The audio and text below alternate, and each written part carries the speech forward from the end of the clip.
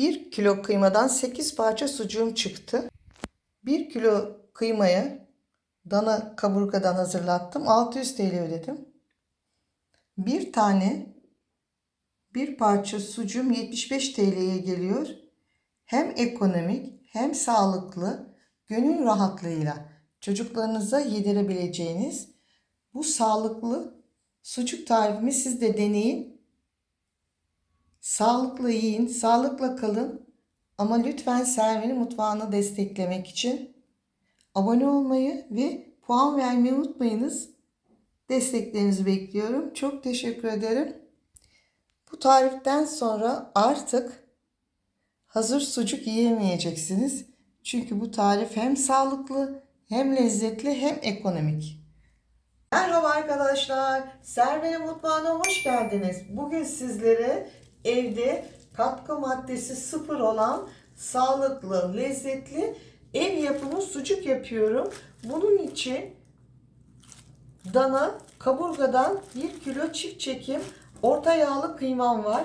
Kıymam bu şekilde hazır. Sucuğu sucuk yapan arkadaşlar püf noktası baharatlarının oranıdır. Bu nokta çok önemli. Sizler için özenle hazırladım. Öncelikle 2 5 7 diş küçük boy sarımsağım var.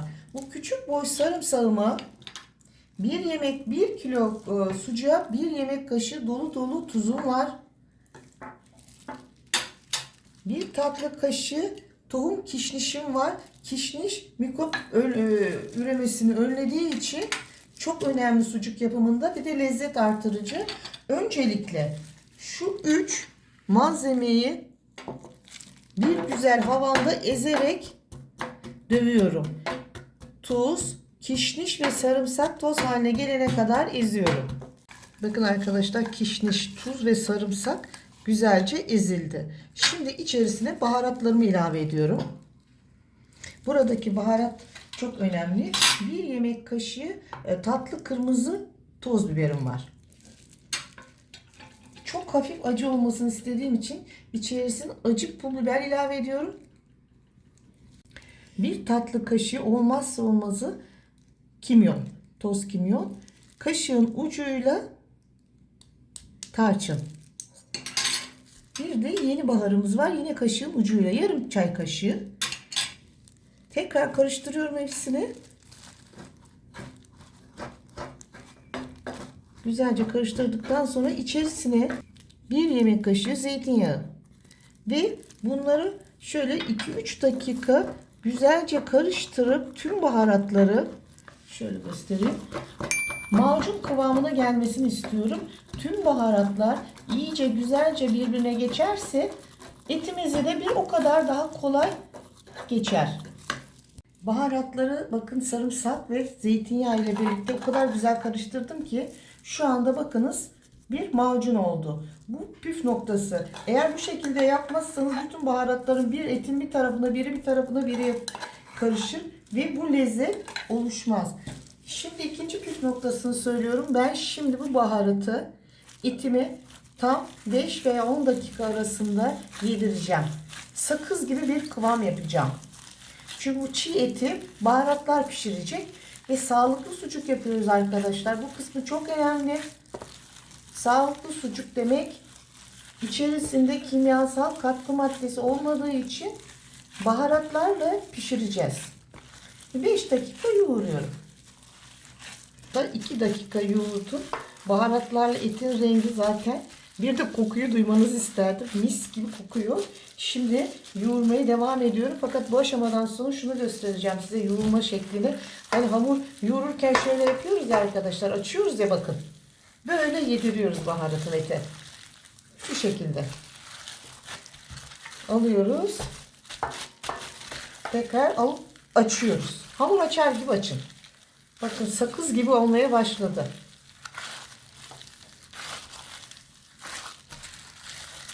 Yoksa kıyma kavurması gibi olur sucuğunuz. Bu püf noktasını unutmayın. Bu zamanı vereceksiniz 5 dakikanızı ama. Arkadaşlar bakın yoğurdum. Tam şu anda sakız kıvamına aldı. Şöyle etimi güzelce toparlıyorum. Kap da değil arkadaşlar. Buzdolabı poşetimin içerisine 1 kilo kıymamı koyuyorum ve ağzını sıkıca bağlıyorum. İşte eldivenlerimi çıkarıyorum. Poşetim kirlenmesin. Bu şekilde bakın. Hava almasın ki etimizin rengi değişmesin. Bakın şu güzel kırmızı renk kalsın. Şimdi üzerine bir poşet daha geçiriyorum. Buzdolabı çünkü sarımsak kokar. Buzlukta değil. Buzluğun alt katında bir gece bekleyecek. Yarın şekil vereceğiz. Bir gece dolabın alt katında buzdolabında beklettim. Hava almasını önlemek için güzelce havasını aldım.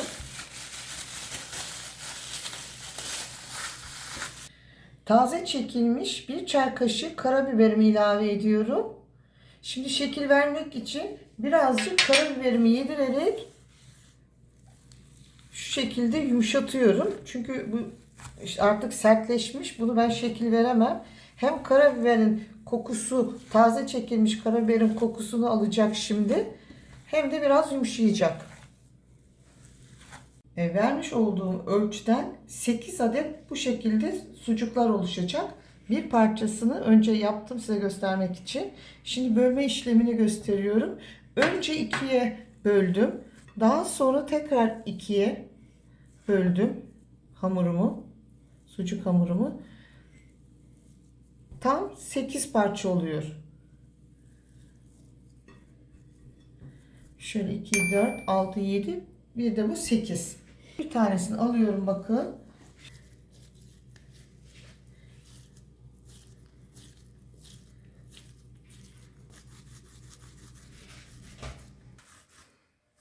Şeklini verdik.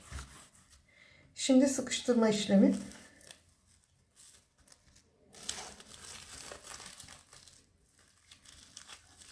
Bakın parmak uçlarımla sıkıştırıyorum. Şöyle bir 4-5 tur attırıyorum ben garanti olsun diye arkadaşlar. Hava almasın ki sucuğumuz kararmasın. Kesiyorum.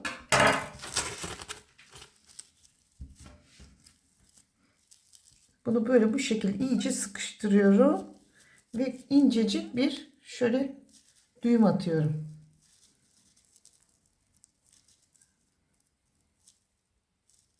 Bu garanti oluyor şu düğüm. Daha sonra bu köşesini de sıkıştırıyorum. Buradan da bir düğüm atıyorum. Tamamdır. Vermiş olduğum ölçüden 8 adet sucuğum çıktı. Bakar mısınız? Dana kaburgadan hazırladım. 1 kilo kıymadan 8 parça sucuğum oldu. Bir tanesi 75 TL'ye geliyor. Kıymamı 600 liraya aldım 1 kilo kıymamı. Bakar mısınız? Çocuklarınıza bu sağlıklı sucuğu yapıp yedirin arkadaşlar. 75 lira. Bir tanesiyle bir öğün olabilir. Bu ekonomik ve katkı maddesi olmayan sağlıklı tarifimi sizlere öneriyorum.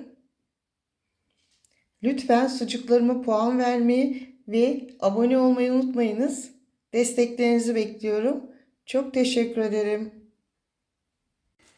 Hazırlamış olduğum 8 parça sucuğumun 4 paketini bir buzdolabı poşetine koyduktan sonra güzelce ağzını havasını alıp bağladım. Şu şekilde. Çünkü eğer böyle yapmazsanız derin dondurucunuz sarımsak kokar. İçerisinde bol miktarda sarımsak olduğu için lütfen şöyle yapın. Mutlaka havasını alın. Havasını aldıktan sonra bağlayarak şimdi sucuklarım 24 saat kullanmadan önce derin dondurucuda donacaklar. Bir gün sonra artık yemeye başlayabilirsiniz. Ben pişirilmiş şeklini de bir gün sonra çekim yapacağım. Bir ay raf ömrü vardır. Bir ayda tüketirseniz iyi olur. 8 parça sucuğumdan bir tanesini aldım doğramak için. Diğerlerini de bakın bir gece derin dondurucuda taş gibi dondu. Şimdi bunları tekrar poşete koyuyorum. Açılmasınlar, derin dondurucuya gönderiyorum. Saklamak için mutlaka derin dondurucuda saklayın arkadaşlar. Şimdi pişirme aşamasına geçeceğiz. Fakat önce ben diğer sucukların açılmaması için hemen buzluğa atıyorum. Şimdi sucuğumu bir 15 dakika oldu çıkaralı. Şöyle keserek önce bir başını alıyorum. Bakın bu kadar güzel işte sucuk yapımı. Ben tabii önceden çıkardım bunu biraz açılması için. Şöyle sıralayacağım ama önce bir keseyim.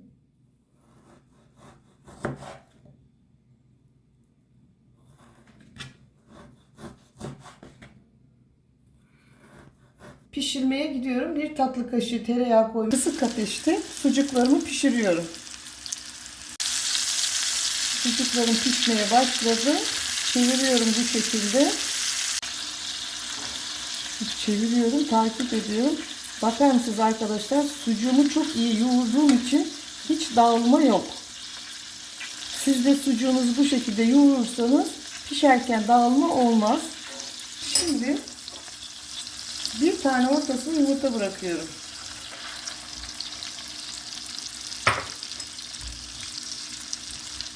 Ev yapımı sağlıklı katkı maddesiz sucuğumu eğer beğendiyseniz lütfen Servine Mutfağı'na abone olup puan vererek destekleyebilirsiniz.